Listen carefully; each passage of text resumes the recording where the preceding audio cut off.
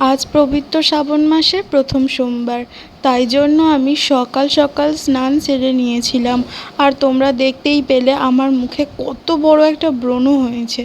তারপর বাবার মাথায় জল ঢালবো বলে আমি এখানে সমস্ত রকম জোগাড়জাত শুরু করে দিয়েছিলাম। আর হাতে পরেছিলাম কাঁচের চুড়ি, সবুজ রঙের। সবুজ রঙটা মহাদেবের খুবই প্রিয় রঙ।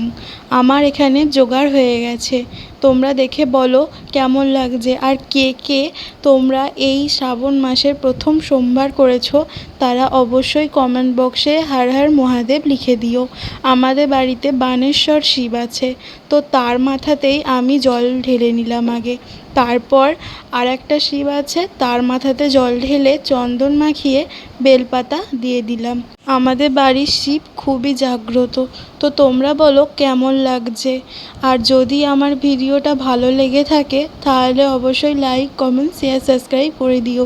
দেখা হচ্ছে আবারও অন্য কোনো একটা ভিডিওর সাথে।